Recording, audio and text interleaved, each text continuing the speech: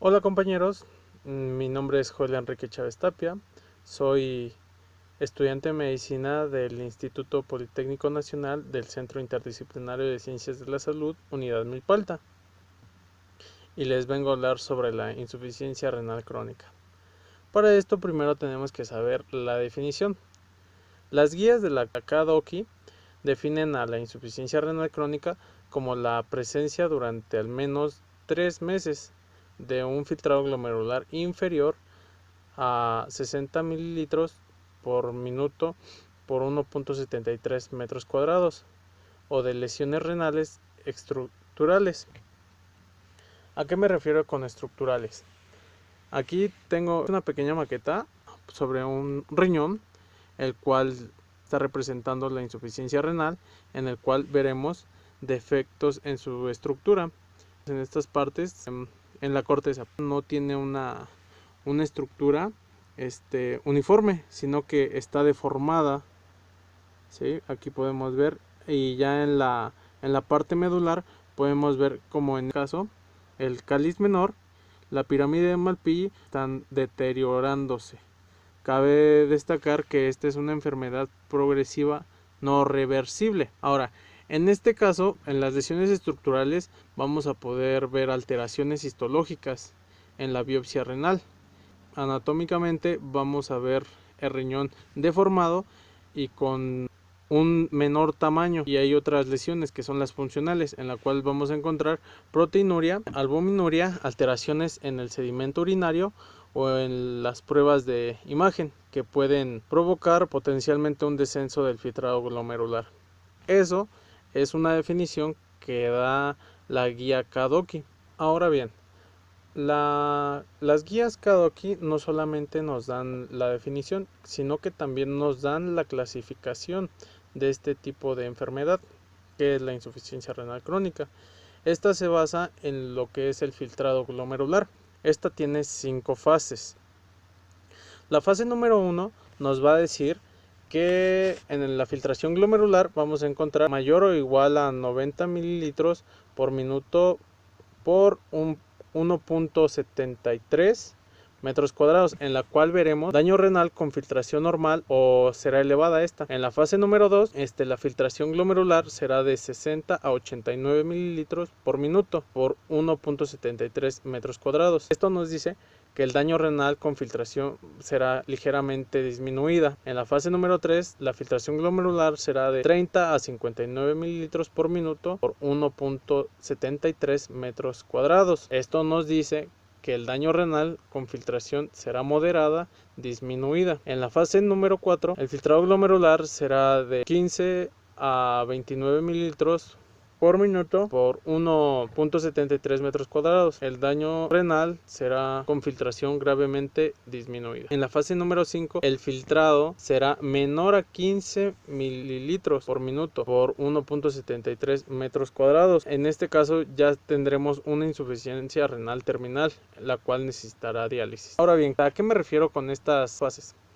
Otra vez utilizando nuestra maqueta, como ya les dije, habrá un daño estructural y funcional, afectará mayormente lo que es el filtrado glomerular. Lo que nos quiso decir esta clasificación fue que mientras sea mayor la fase, esta va a tener un menor filtrado glomerular. Ahora, ¿a qué nos referimos con esta clasificación? Mientras mayor sea la fase, va a ser menor la filtración glomerular. Esto se basa más con la fisiopatología, que son los mecanismos compensatorios, lo que hace el riñón cuando va disminuyendo la función de la nefrona. Ahora, cuando hablamos sobre la etiología, las principales causas de la insuficiencia renal crónica, se ha encontrado que un 44%, la principal causa es la diabetes, por causa de una nefropatía diabética, seguida de la hipertensión arterial con un 29%, glomerulonefritis o enfermedades glomerulares, que representa un 7%, y la enfermedad renal poliquística, que nos va a representar un 1.6%, mientras que el 18.4% nos va a representar otro tipo de causas,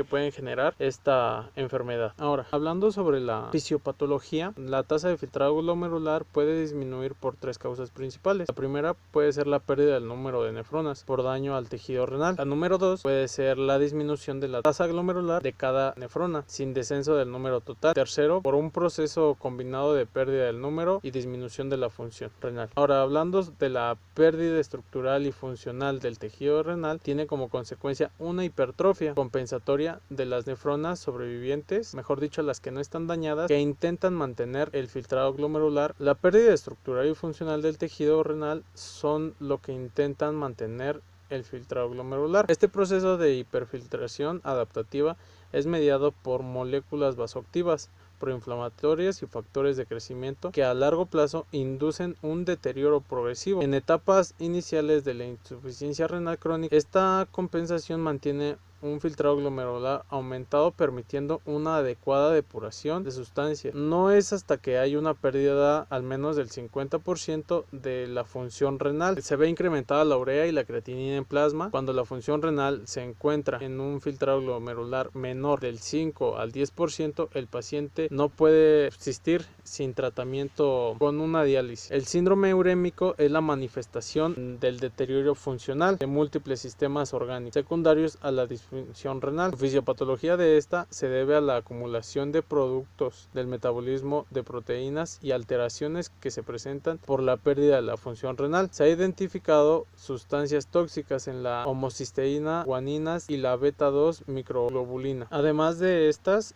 una serie de alteraciones metabólicas y endocrinas. El paciente con insuficiencia renal crónica también tiene un riesgo elevado de presentar desnutrición calórico-proteico, ya sea inducido por la enfermedad subyacente o por el tratamiento de la diálisis. Las enfermedades cardiovasculares son la principal causa de morbimortalidad en los pacientes con insuficiencia renal crónica, ocasionando 30 veces más el riesgo de morir que el de la población en general. Este riesgo puede ser atribuible a una correlación con la uremia y la aterosclerosis acelerada. En pacientes con insuficiencia renal crónica es frecuente encontrar factores de riesgo cardiovascular tradicionales como la hipertensión arterial, las dislipidemias, edad avanzada, que muchos se relacionan con esto, la diabetes mellitus y el tabaquismo, así como manifestaciones asociadas de la uremia como homocisteinemia, anemia, hipervolemia, inflamación, hipercoagulabilidad y estrés oxidativo, que por sí mismas aumentan el riesgo mayor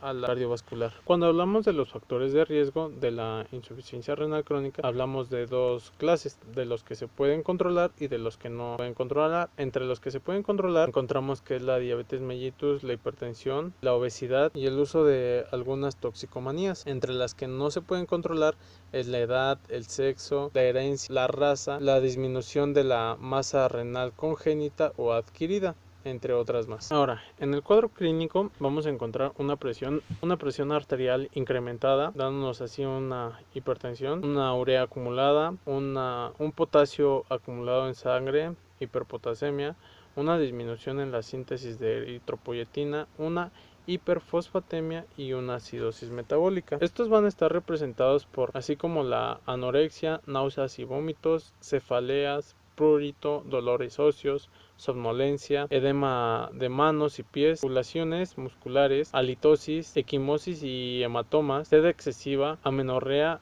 disnea y dolor precordial. La insuficiencia crónica renal nos da efectos sistémicos, como ya los dijimos en el cuadro clínico, va a ser hematopoyético, cardiovascular, musculoesquelético, inmunológico, pulmonar y cutáneo, entre otras más. Para dar el diagnóstico de la insuficiencia renal crónica existen algunos criterios, entre los cuales los más representativos son un aumento de la urea por encima de 40 miligramos por decilitro, un aumento de la creatinina por encima de 1.2 miligramos sobre decilitro, un deterioro del filtrado glomerular por debajo de 60 mililitros por minuto por 1.73 metros cuadrados. Inicialmente este parámetro puede estar normal y solo hacerse evidencia su disminución en las fases avanzadas. Una disminución de los niveles de hemoglobina, hematocrito, sodio y calcio y un incremento de fósforo, potasio y magnesio, así como de la hormona paratiroidea, urinálisis y ultrasonido renal. Ahora,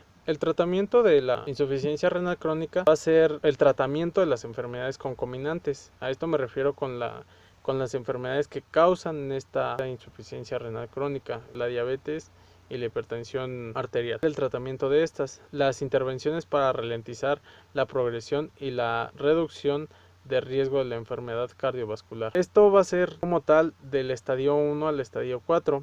Este tipo de tratamiento, ya que esta enfermedad es progresiva y lo que tratamos de hacer es de que no se deteriore más la función renal, bueno, su filtrado no disminuya y nos genere los problemas, bueno, manifestaciones clínicas. En caso de ya ser un estadio 5, vamos a utilizar un tratamiento sustitutivo, así como la diálisis y el trasplante renal. Bueno, esto fue todo por mi parte. Muchas gracias y espero les haya servido.